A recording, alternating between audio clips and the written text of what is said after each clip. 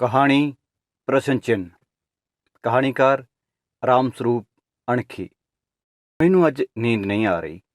ਕਦੇ ਇਸ ਬਾਹੀ ਨਾਲ ਹਿੱਕ ਘੁੱਟਦਾ ਹਾਂ, ਕਦੇ ਉਸ ਨਾਲ। ਜਲੰਧਰ ਰੇਡੀਓ ਕਦੋਂ ਦਾ ਜੈ ਹਿੰਦ ਬੁਲਾ ਗਿਆ ਹੈ। ਲਾਹੌਰ ਵੀ ਨਹੀਂ ਬੋਲ ਰਿਹਾ। ਇੱਕ ਦੋ ਵਿਦੇਸ਼ੀ ਸਟੇਸ਼ਨ ਜਿਹੜੇ ਚੱਲ ਰਹੇ ਹਨ, ਉਹਨਾਂ ਦੀ ਮੈਨੂੰ ਸਮਝ ਨਹੀਂ ਆ ਰਹੀ।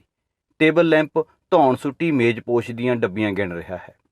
ਰੇਡੀਓ ਦੀ ਸਵਿੱਚ ਬੰਦ ਕਰਕੇ ਮੈਂ ਫਿਰ ਮੰਜੇ ਦੀ ਬਾਹੀ ਨਾਲ ਆਪਣੀ ਹਿੱਕ ਨੂੰ ਘੁੱਟ ਲੈਂਦਾ ਹਾਂ ਤੇ ਸੋਚਦਾ ਹਾਂ ਕਿ ਉਹ ਕੌਣ ਸੀ। ਕਾਰਨਿਸ 'ਤੇ ਪਿਆ ਟਾਈਮ ਪੀਸ ਇਉਂ ਲੱਗਦਾ ਹੈ ਜਿਵੇਂ ਅੱਜ ਉਸ ਦੀ ਟਿਕ ਟਿਕ ਕੁਝ ਉੱਚੀ ਹੋ ਗਈ ਹੈ, ਜਾਂ ਸ਼ਾਇਦ ਕਮਰੇ ਵਿੱਚ ਚੁੱਪ ਵੱਧ ਗਈ ਹੈ, ਜਾਂ ਸ਼ਾਇਦ ਰਾਤ ਡੂੰਘੀਆਂ ਸੋਚਾਂ ਵਿੱਚ ਉਤਰ ਚੁੱਕੀ ਹੈ। ਟਿਕ ਟਿਕ ਟਿਕ ਟਿਕ। ਟਾਈਮ ਪੀਸ ਇੱਕੋ ਸਾਹ ਬੋਲ ਰਿਹਾ ਹੈ। ਟਿਕ ਟਿਕ ਤੋਂ ਬਿਨਾਂ ਇੱਕ ਆਵਾਜ਼ ਹੋਰ ਵੀ ਆ ਰਹੀ ਹੈ। ਉਹ ਆਵਾਜ਼ ਵੀ ਟਿਕ ਟਿਕ ਨਾਲ ਰਲਦੀ ਮਿਲਦੀ ਹੈ। ਇੱਕ ਖੂੰਜੇ ਵਿੱਚ ਉੱਪਰ ਥੱਲੇ ਪਏ ਦੋ ਟਰੰਕਾਂ ਤੇ ਇੱਕ ਅਟੈਚੀ ਕੇਸ ਖੁੱਲ੍ਹਾ ਪਿਆ ਹੈ। ਉਸ ਖੂੰਜੇ ਵੱਲ ਕਿਤੇ ਕਿਸੇ ਚੂਹੀ ਦੀ ਟੁਕ ਟੁਕ ਸੁਣਦੀ ਹੈ। ਸ਼ਾਇਦ ਡਬਲ ਰੋਟੀ ਦਾ ਕੋਈ ਪੀਸ ਉਸ ਦੇ ਡਿੱਕੇ ਆ ਗਿਆ ਹੈ, ਜਾਂ ਸ਼ਾਇਦ ਉਸਨੇ ਮੇਰੀ ਨਵੀਂ ਜੁੱਤੀ ਨੂੰ ਹੀ ਵਾਢਾ ਧਰ ਲਿਆ ਹੋਵੇ। ਮੰਜੇ ਥੱਲੇ ਪਈਆਂ ਬਾਥਰੂਮ ਚੱਪਲਾਂ ਵਿੱਚੋਂ ਮੈਂ ਇੱਕ ਚੱਪਲ ਚੁੱਕਦਾ ਹਾਂ ਤੇ ਫਰਸ਼ 'ਤੇ 2-3 ਵਾਰ ਉਸ ਨੂੰ ਮਾਰ ਕੇ ਖੜਕਾ ਕਰਦਾ ਹਾਂ ਤੇ ਮੂੰਹ ਨਾਲ ਕੋਈ ਆਵਾਜ਼ ਕੱਢਦਾ ਹਾਂ। ਚੂਹੀ ਦੀ ਟੁਕ ਟੁਕ ਬੰਦ ਹੋ ਜਾਂਦੀ ਹੈ। ਮੈਨੂੰ ਨੀਂਦ ਨਹੀਂ ਆ ਰਹੀ। ਟੇਬਲ ਲੈਂਪ ਦੀ ਸਵਿੱਚ ਦੱਬ ਦਿੰਦਾ ਹਾਂ। ਮੰਜੇ ਦੀ ਦੂਜੀ ਬਾਹੀ ਨਾਲ ਆਪਣੀ ਹਿੱਕ ਘੁੱਟ ਲੈਂਦਾ ਹਾਂ, ਜਾਂ ਸ਼ਾਇਦ ਮੰਜੇ ਦੀ ਬਾਹੀ ਨੂੰ ਆਪਣੀ ਹਿੱਕ ਨਾਲ ਘੁੱਟ ਲੈਂਦਾ ਹਾਂ। ਆਪਣੇ ਦਿਮਾਗ ਵਿੱਚੋਂ ਸਾਰੀਆਂ ਸੋਚਾਂ ਛੰਡ ਕੇ ਮੈਂ ਸੌਂ ਜਾਣਾ ਚਾਹੁੰਦਾ ਹਾਂ, ਪਰ ਨੀਂਦ ਨਹੀਂ ਆ ਰਹੀ। ਨੀਂਦ ਜਿਵੇਂ ਖੰਭ ਲਾ ਕੇ ਦੂਰ ਕਿਤੇ ਦਰਖਤਾਂ ਦੀਆਂ ਟਹਿਣੀਆਂ ਤੇ ਜਾ ਬੈਠੀ ਹੈ। ਇੱਕੋ ਸਵਾਲ ਜਿਸ ਨੇ ਮੇਰੇ ਦਿਮਾਗ ਵਿੱਚ ਚੱਕਰ ਬੰਨ੍ਹਿਆ ਹੋਇਆ ਹੈ, ਉਹ ਹੈ ਕਿ ਉਹ ਸੀ ਕੌਣ। ਅੱਜ 2 ਵਜੇ ਚਾਹ ਪੀਣ ਮੈਂ ਕੈਫੇਟੇਰੀਆ ਵੱਲ ਗਿਆ ਸਾਂ। ਦਰਵਾਜ਼ਿਓਂ ਅੰਦਰ ਖੂੰਜੇ ਪਈ ਇੱਕ ਟੇਬਲ 'ਤੇ ਝੁਕਿਆ ਸਾਂ ਤੇ ਫਿਰ ਸਾਰੇ ਕੈਫੇਟੇਰੀਏ ਵਿੱਚ ਨਿਗਾਹ ਘੁਮਾਈ ਸੀ, ਤਾਂ ਦੇਖਿਆ ਸੀ ਕਿ ਕੰਦਲਾ ਵਿਚਕਾਰਲੇ ਥੰਮਲੇ ਕੋਲ ਟੇਬਲ 'ਤੇ ਖੱਬੀ ਬਾਂਹ ਪਸਾਰੀ ਕੌਫੀ ਦੀਆਂ ਚੁਸਕੀਆਂ ਲੈ ਰਹੀ ਸੀ। ਉਸ ਨੂੰ ਦੇਖ ਕੇ ਮੇਰੀਆਂ ਅੱਖਾਂ ਵਿੱਚ ਚਮਕ ਆ ਗਈ ਸੀ। ਚਾਹੁੰਦਾ ਸਾਂ ਉੱਠ ਕੇ ਉਸ ਕੋਲ ਚਲਿਆ ਜਾਵਾਂ, ਪਰ ਨਹੀਂ, ਮੈਂ ਉੱਠਿਆ ਨਹੀਂ। ਉੱਥੇ ਹੀ ਬਹਿਰੇ ਤੋਂ ਚਾਹ ਦਾ ਇੱਕ ਪਿਆਲਾ ਮੰਗਵਾਇਆ ਤੇ ਪੀਣ ਲੱਗਿਆ। ਕੈਫੇਟੇਰੀਆ। ਦੁੱਧ ਪੀਓ, ਚਾਹ ਪੀਓ, ਲੱਸੀ, ਕੋਕਾ ਕੋਲਾ, ਸ਼ਰਬਤ ਤੇ ਭਾਵੇਂ ਨਿਰਾ ਪਾਣੀ ਪੀ ਕੇ ਹੀ ਉੱਠ ਖੜੋ। ਮੈਂ ਤੇ ਕੰਦਲਾ ਇੱਕੋ ਦਫ਼ਤਰ ਵਿੱਚ ਕੰਮ ਕਰਦੇ ਹਾਂ। ਉਹ ਟਾਈਪਿਸਟ ਹੈ ਤੇ ਮੈਥੋਂ ਚੌਥੇ ਕਮਰੇ ਵਿੱਚ ਬੈਠਦੀ ਹੈ। ਬਹੁਤ ਵਾਰ ਅਸੀਂ ਇਕੱਠੇ ਹੀ ਚਾਹ ਪੀਂਦੇ ਹਾਂ, ਇਕੱਠੇ ਹੀ ਕੌਫੀ ਪੀਂਦੇ ਹਾਂ ਤੇ ਇਕੱਠੇ ਹੀ ਦੁਪਹਿਰ ਦੀ ਰੋਟੀ ਖਾਂਦੇ ਹਾਂ। ਸਾਡੇ ਵਿੱਚ ਖੁੱਲ੍ਹ ਬਹੁਤ ਹੀ ਵੱਧ ਚੁੱਕੀ ਹੈ। ਉਸਨੇ ਕਈ ਵਾਰ ਮੈਥੋਂ ਪੁੱਛਿਆ ਹੈ ਕਿ ਮੈਨੂੰ ਉਸਦੇ ਸਰੀਰ ਦਾ ਕਿਹੜਾ ਹਿੱਸਾ ਚੰਗਾ ਲੱਗਦਾ ਹੈ। ਨੱਕ, ਦੰਦ, ਅੱਖਾਂ, ਹਿੱਕ, ਬਾਹਾਂ ਜਾਂ ਪੈਰਾਂ ਦੀਆਂ ਉਂਗਲੀਆਂ ਜਾਂ ਅੱਡੀਆਂ। ਮੈਂ ਕਹਿੰਦਾ ਹਾਂ, ਮੈਨੂੰ ਤੇਰੀਆਂ ਬੇਵਕੂਫ ਗੱਲਾਂ ਚੰਗੀਆਂ ਲੱਗਦੀਆਂ ਨੇ। ਮੇਰੀ ਗੱਲ ਨੂੰ ਅਣਸੁਣੀ ਕਰਕੇ ਉਹ ਕਹਿੰਦੀ ਹੈ ਕਿ ਸਰੀਰ ਦੇ ਸਾਰੇ ਹਿੱਸਿਆਂ ਨਾਲੋਂ ਸੋਹਣਾ ਹਿੱਸਾ ਮੇਰੇ ਪੱਟ ਹਨ, ਤੇ ਫਿਰ ਉਹ ਆਪਣੀਆਂ ਮੋਟੀਆਂ-ਮੋਟੀਆਂ ਅੱਖਾਂ ਛੋਟੀਆਂ ਕਰਕੇ ਸਰੂਰ ਵਿੱਚ ਆ ਕੇ ਦੱਸਦੀ ਹੈ, ਮੇਰੇ ਪੱਟ ਬਹੁਤ ਸ਼ਾਨਦਾਰ ਨੇ।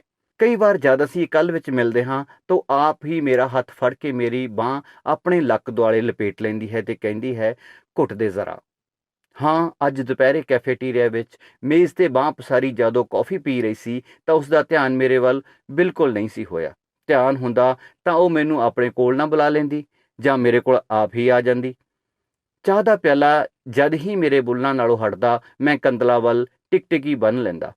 ਉਸਦਾ ਸਰੀਰ ਪੂਰੇ ਦਾ ਪੂਰਾ ਮੇਰੇ ਜ਼ਿਹਨ ਵਿੱਚ ਉਤਰ ਗਿਆ ਸੀ। ਉਸਨੂੰ ਇਸ ਤਰ੍ਹਾਂ ਵੇਖ-ਵੇਖ ਕੇ ਮੈਂ ਕੋਈ ਮਸਤੀ ਜਿਹੀ ਮਹਿਸੂਸ ਕਰ ਰਿਹਾ ਸਾਂ। ਮੈਂ ਮਨ ਬਣਾਇਆ ਕਿ ਚਾਹ ਦੇ ਪਿਆਲੇ ਵਿਚਲੀਆਂ ਆਖਰੀ 2 ਘੁੱਟਾਂ ਮੁਕਾ ਕੇ ਹੁਣੇ ਕੰਦਲਾ ਕੋਲ ਜਾਂਦਾ ਹਾਂ ਤੇ ਜਾ ਕੇ ਉਸਦੇ ਮੋਢੇ ਨੂੰ ਥਪਕਦਾ ਹਾਂ। ਇੱਕ ਮੁੰਡਾ ਮੂੰਹ ਨਾਲ ਵਿਸਲਾਂ ਵਜਾਉਂਦਾ ਕੈਫੇਟੇਰੀਆ ਦੇ ਗੇਟ ਅੰਦਰ ਦਾਖਲ ਹੋਇਆ ਤੇ ਸਿੱਧਾ ਕੰਦਲਾ ਦੇ ਮੇਜ਼ ਵੱਲ ਹੋ ਪਿਆ। ਗਲ ਵਿੱਚ ਲਾਲ ਡੱਬੀਦਾਰ ਬੁਰਸ਼ਟ, ਪੱਟਾਂ ਨਾਲ ਸੂਤਵੀਂ ਸਫੈਦ ਪੈਂਟ, ਸਿਰ 'ਤੇ ਅੱਧਾ ਇੰਚ ਵਾਲ, ਸੇਹ ਦੇ ਤਕਲਿਆਂ ਵਾਂਗ ਖੜੇ ਸਨ। ਉਹ ਕੰਦਲਾ ਦੇ ਮੇਜ਼ ਕੋਲ ਗਿਆ। ਮੇਜ਼ 'ਤੇ ਲੰਮੀ ਪਈ ਕੰਦਲਾ ਦੀ ਬਾਂਹ 'ਤੇ ਉਸਨੇ ਪੋਲਾ ਜਿਹਾ ਪੁੱਠੇ ਹੱਥ ਦਾ ਥੱਪੜ ਟਿਕਾਇਆ। ਕੰਦਲਾ ਧੰਦਕ ਜਿਹੀ ਗਈ ਤੇ ਇੱਕਦਮ ਕੁਰਸੀ 'ਤੇ ਸਿੱਧੀ ਹੋ ਕੇ ਬੈਠ ਗਈ। ਇੱਕ ਲੰਮਾ ਸਾਹ ਸ਼ਾਇਦ ਉਸਨੇ ਆਪਣੇ ਅੰਦਰ ਖਿੱਚਿਆ ਸੀ।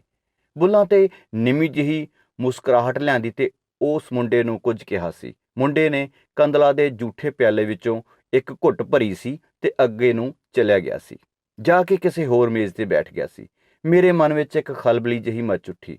ਇੱਕ ਨਫ਼ਰਤ ਜਿਹੀ ਦਾ ਧੂੰਆਂ ਮੇਰੇ ਦਿਮਾਗ ਵਿੱਚੋਂ ਉੱਠਣ ਲੱਗਿਆ।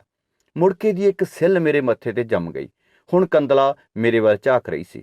ਮੇਰੀ ਨਿਗਾਹ ਕੰਦਲਾ ਵੱਲ ਨਹੀਂ ਸੀ, ਉਸ ਮੁੰਡੇ 'ਤੇ ਸੀ ਕਿ ਉਹ ਕੌਣ ਹੈ ਜੋ ਇਸ ਤਰ੍ਹਾਂ ਨਾਲ ਕੰਦਲਾ ਦੇ ਨੇੜੇ ਹੈ। ਮੈਂ ਉੱਠਿਆ ਨਹੀਂ ਤੇ ਕੰਦਲਾ ਆਪ ਹੀ ਉੱਠ ਕੇ ਮੇਰੇ ਕੋਲ ਆ ਗਈ ਸੀ। ਇੱਕ ਝੂਠੀ ਜਿਹੀ ਮੁਸਕਾਨ ਆਪਣੇ ਖੁਸ਼ਕ ਬੁੱਲ੍ਹਾਂ 'ਤੇ ਲਿਆ ਕੇ ਮੈਂ ਉਸ ਦੀ ਥੱਕੀ ਹੋਈ ਮੁਸਕਾਨ ਦਾ ਉੱਤਰ ਦਿੱਤਾ। ਮੇਰੀਆਂ ਅੱਖਾਂ ਵਿੱਚੋਂ ਇੱਕ ਹੈਰਾਨੀ ਜਿਹੀ ਪੜ੍ਹ ਕੇ ਉਹ ਬੋਲੀ, ਤੇਰੀਆਂ ਅੱਖਾਂ ਓਪਰੀਆਂ ਕਿਉਂ ਨੇ ਅੱਜ? ਮੈਂ ਉਸ ਦਾ ਸਵਾਲ ਅਣਸੁਣਿਆ ਕਰਕੇ ਕਿਹਾ, ਕੈਫੇ ਵਾਲੇ ਚਾਹ ਵਿੱਚ ਖੰਡ ਬੜੀ ਪਾਉਂਦੇ ਨੇ। ਅੱਛਾ, ਦੱਸ ਫਿਰ ਮੇਰੇ ਡੈਡੀ ਨੂੰ ਕਦ ਮਿਲਣਾ ਏ? ਉਸ ਦੇ ਸੱਜੇ ਪੈਰ ਦੀਆਂ ਉਂਗਲਾਂ ਮੇਜ਼ ਥੱਲੇ ਮੇਰੇ ਖੱਬੇ ਪੈਰ ਦੀ ਛੱਤ ਨਾਲ ਖੇਡ ਰਹੀਆਂ ਸਨ। ਪਹਿਲਾਂ ਆਪਣੇ ਪਿਤਾ ਜੀ ਨੂੰ ਤਾਂ ਪੁੱਛ ਲਵਾਂ, ਮੈਂ ਕਿਹਾ ਤੇ ਉਸਨੇ ਆਪਣਾ ਚਿਹਰਾ ਫਿਰ ਲਮਕਾ ਲਿਆ। ਮੈਂ ਆਪਣੀਆਂ ਹਥੇਲੀਆਂ ਨਾਲ ਅੱਖਾਂ ਮਲੀਆਂ। ਕੁਝ ਦੇਰ ਚੁੱਪ ਰਹਿ ਕੇ ਉਸ ਤੋਂ ਮੈਂ ਪੁੱਛਿਆ, ਤੂੰ ਅੱਜ ਢਿੱਲੀ ਜੀ ਕਿਉਂ ਲੱਗਦੀ ਐ? ਮੈਨੂੰ ਕੋਰਸ ਏ। ਜਿਨ੍ਹਾਂ ਦਿਨਾਂ ਵਿੱਚ ਕੋਰਸ ਹੋਵੇ ਮੈਂ ਢਿੱਲੀ ਢਿੱਲੀ ਜੀ ਰਹਿੰਦੀ ਆ। ਅੱਜ ਤਾਂ ਕੌਫੀ ਵੀ ਇਸ ਤਰ੍ਹਾਂ ਲੱਗੀ ਏ ਜਿਵੇਂ ਘਾਹ ਫੂਸ ਉਬਾਲ ਕੇ ਪੀਤਾ ਹੋਵੇ। ਉਸਨੇ ਇਸ ਤਰ੍ਹਾਂ ਦੱਸਿਆ ਜਿਵੇਂ ਕੋਈ ਪਤਨੀ ਦੱਸਦੀ ਹੋਵੇ। ਮੈਨੂੰ ਉਸ ਦੀਆਂ ਗੱਲਾਂ ਵਿੱਚ ਕੋਈ ਦਿਲਚਸਪੀ ਨਹੀਂ ਸੀ। ਮੇਰੇ ਦਿਮਾਗ ਵਿੱਚ ਤਾਂ ਉਸ ਵੇਲੇ ਇੱਕੋ ਸਵਾਲ ਘੁੰਮ ਰਿਹਾ ਸੀ ਕਿ ਉਹ ਮੁੰਡਾ ਕੌਣ ਹੈ। ਕੰਦਲਾ ਕੋਲੋਂ ਹੀ ਇਹ ਗੱਲ ਪੁੱਛਣ ਦੀ ਮੈਨੂੰ ਜੱਕ ਜਿਹੀ ਪੈ ਗਈ ਸੀ। ਮੇਰੇ ਬੁੱਲ੍ਹਾਂ ਨੂੰ ਜਿੰਦਾ ਜਿਹਾ ਕਿਉਂ ਲੱਗ ਗਿਆ ਸੀ?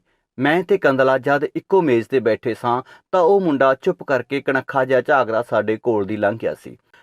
ਜਦ ਤੱਕ ਉਹ ਗੇਟ ਨਹੀਂ ਲੰਘ ਗਿਆ ਉਦੋਂ ਤੱਕ ਮੇਰੀਆਂ ਨਜ਼ਰਾਂ ਉਸ ਦੀ ਗਰਦਨ 'ਤੇ ਟਿਕੀਆਂ ਰਹੀਆਂ ਸਨ। ਉਸ ਸਮੇਂ 4 ਸਟੈਨੋ ਕੁੜੀਆਂ ਅੰਦਰ ਆਈਆਂ ਸਨ। ਚਿੜੀਆਂ ਵਾਂਗ ਲੋਟ-ਪੋਟ ਹੁੰਦੀਆਂ, ਚਹਿਕਦੀਆਂ, ਨਿੱਕਾ ਨਿੱਕਾ ਬੋਲਦੀਆਂ, ਟੁਣਕਦੀਆਂ, ਘੁੱਟਵੀਆਂ ਪਜਾਮੀਆਂ, ਸੂਤਵੀਆਂ ਕਮੀਜ਼ਾਂ, ਹਿੱਕ ਦੇ ਉਭਾਰ, ਮੋਢਿਆਂ ਅਤੇ ਪਿੱਠ ਦੇ ਉਭਾਰ, ਪੱਟਾਂ ਤੇ ਪਿੰਜਣੀਆਂ ਦੇ ਉਭਾਰ ਜਿਵੇਂ ਗੇਂਦਾਂ ਕੱਪੜਿਆਂ ਹੇਠ ਛੁਪਾ ਰੱਖੀਆਂ ਹੋਣ। ਸਾਰੇ ਕੈਫੇਟੇਰੀਆ ਵਿੱਚ ਅੱਖਾਂ ਦੇ ਰੀਠੇ ਘਮਾਉਂਦੀਆਂ ਉਹ ਪਰਲੇ ਸਿਰੇ ਇੱਕ ਮੇਜ਼ 'ਤੇ ਜਾ ਚੁੱਕੀਆਂ ਸਨ। ਮੇਰੀ ਨਿਗਾਹ ਕੰਦਲਾ ਦੇ ਮੱਥੇ ਉੱਤੇ ਆ ਟਿਕੀ ਸੀ। ਮੈਂ ਉਸਨੂੰ ਆਖਿਆ ਸੀ, ਕੰਦ, ਅੱਜ ਮੇਰੀ ਤਬੀਅਤ ਠੀਕ ਨਹੀਂ। ਉੱਥੋਂ ਉੱਠ ਕੇ ਫਿਰ ਅਸੀਂ ਦਫ਼ਤਰ ਨੂੰ ਆਪਣੀਆਂ ਸੀਟਾਂ ਵੱਲ ਚਲੇ ਗਏ ਸਾਂ। ਮੇਰਾ ਮਨ ਕੰਮ ਵਿੱਚ ਬਿਲਕੁਲ ਨਹੀਂ ਸੀ ਲੱਗਿਆ। ਹੁਣ ਰਾਤ ਜਦੋਂ ਕਿ ਇੰਨੀ ਲੰਘ ਚੁੱਕੀ ਹੈ, ਮੈਨੂੰ ਨੀਂਦ ਨਹੀਂ ਆ ਰਹੀ। ਮੈਂ ਕੁਝ ਵੀ ਨਹੀਂ ਸੋਚ ਰਿਹਾ। ਉਹ ਕੌਣ ਸੀ ਦੇ ਸ਼ਬਦਾਂ ਤੋਂ ਬਿਨਾਂ ਮੇਰੇ ਦਿਮਾਗ ਵਿੱਚ ਕੋਈ ਵੀ ਗੱਲ ਅੱਗੇ ਨਹੀਂ ਤੁਰ ਰਹੀ ਸੀ। ਮੈਂ ਆਪਣੀਆਂ ਅੱਖਾਂ ਅੱਗੇ ਹਨੇਰਾ ਝਮਕਦਾ ਹਾਂ, ਪਰ ਵਿਅਰਥ। ਮੈਂ ਆਪਣਾ ਮਨ ਕਿਸੇ ਪਾਸੇ ਲਾਉਣਾ ਚਾਹੁੰਦਾ ਹਾਂ, ਪਰ ਮਨ ਹੈ ਕਿ ਕਿਸੇ ਥਾਂ ਵੀ ਨਹੀਂ ਟਿਕ ਰਿਹਾ। ਕੋਈ ਗੱਲ ਨਹੀਂ ਸੁੱਝ ਰਹੀ, ਕੋਈ ਬੋਲ ਨਹੀਂ ਸੁੱਝ ਰਿਹਾ। ਟਾਈਮ ਪੀਸ ਦੀ ਟਿਕ ਟਿਕ, ਚੂਹੀ ਦੀ ਟੁਕ ਟੁਕ ਪਤਾ ਨਹੀਂ ਕਿੱਧਰ ਗਈ। ਦੂਰ ਕਿਤੇ ਕੋਈ ਕੁੱਤਾ ਭੌਂਕ ਰਿਹਾ ਹੈ। ਉਸ ਦੇ ਭੌਂਕਣ ਦਾ ਅਰਥ ਇਸ ਕੁੜੀ ਦਾ ਖਹਿੜਾ ਛੱਡ ਦਿਆਂ? ਨਹੀਂ। ਫਿਰ ਉਹ ਕੌਣ ਸੀ? ਦੂਜੇ ਦਿਨ ਮੈਂ ਦਫ਼ਤਰ ਜਾਂਦਾ ਹਾਂ। ਮੇਰੀਆਂ ਅੱਖਾਂ ਵਿੱਚ ਰੋੜ ਚੁੱਭ ਰਹੇ ਹਨ। ਮੈਂ ਸਾਰਾ ਦਿਨ ਦਫ਼ਤਰ ਦਾ ਕੰਮ ਕਰਦਾ ਤਾਂ ਹਾਂ, ਪਰ ਦਿਲ ਲਾ ਕੇ ਨਹੀਂ। ਮੇਰਾ ਮਨ ਉਖੜਿਆ ਹੋਇਆ ਹੈ। ਮੈਂ ਕੈਫੇਟੇਰੀਆ ਵਿੱਚ ਚਾਹ ਪੀਣ ਨਹੀਂ ਜਾਂਦਾ। ਦੁਪਹਿਰ ਦੀ ਰੋਟੀ ਮੈਂ ਅੱਜ ਲੈ ਕੇ ਨਹੀਂ ਆਇਆ। ਕੰਦਲਾ ਦੁਪਹਿਰੇ ਮੇਰੇ ਕਮਰੇ ਵਿੱਚ ਆਈ ਅਤੇ ਆਪਣੇ ਡੱਬੇ ਵਿੱਚੋਂ ਰੋਟੀ ਦੀਆਂ 2 ਬੁਰਕੀਆਂ ਲਵਾਉਣ ਲਈ ਮੈਨੂੰ ਕਾਮਨ ਰੂਮ ਵਿੱਚ ਲੈ ਗਈ ਹੈ। ਪਿਛਲੇ ਪੈਰ ਆਈ ਹੈ, 2 ਕੱਪ ਚਾਹ ਮੰਗਵਾਈ ਹੈ ਤੇ ਅਸੀਂ ਕਾਮਨ ਰੂਮ ਵਿੱਚ ਬਹਿ ਕੇ ਚਾਹ ਪੀ ਲਈ ਹੈ। ਉਸਨੇ ਪੀ ਲਈ ਹੈ, ਮੈਂ ਸੜਾਕ ਲਈ ਹੈ। ਸ਼ਾਮ ਨੂੰ ਉਹ ਮੈਨੂੰ ਆਪਣੇ ਡੈਡੀ ਕੋਲ ਲੈ ਜਾਂਦੀ ਹੈ। ਡੈਡੀ ਉਸ ਦੀ ਮੰਮੀ ਨਾਲ ਚੈਸ ਖੇਡ ਰਿਹਾ ਹੈ ਤੇ ਹੁੱਕਾ ਪੀ ਰਿਹਾ ਹੈ। ਮੈਂ ਹੈਰਾਨ ਹਾਂ। ਮੇਰੇ ਚਿਹਰੇ 'ਤੇ ਹੈਰਾਨੀ ਤੇ ਮੁਸਕਰਾਹਟ ਦਾ ਮਿਲਵਾਂ ਰੰਗ ਖਿੜਦਾ ਹੈ। ਉਹੀ ਮੁੰਡਾ ਮੈਨੂੰ ਉੱਥੇ ਮਿਲਦਾ ਹੈ ਤੇ ਸਾਡੇ ਨਾਲ ਚਾਹ ਵਿੱਚ ਸ਼ਾਮਲ ਹੁੰਦਾ ਹੈ। ਉਹ ਮੇਰਾ ਕਿੰਨਾ ਸਤਿਕਾਰ ਕਰ ਰਿਹਾ ਹੈ। ਉਹ ਕੌਣ ਹੈ? ਕੰਦਲਾ ਦਾ ਭਾਈ? ਸ਼ਾਇਦ ਨਹੀਂ, ਗਵਾਂਢ ਵਿੱਚੋਂ ਕੋਈ। ਉਸ ਬਾਰੇ ਮੈਂ ਕਿਸੇ ਤੋਂ ਕੁਝ ਨਹੀਂ ਪੁੱਛ ਰਿਹਾ।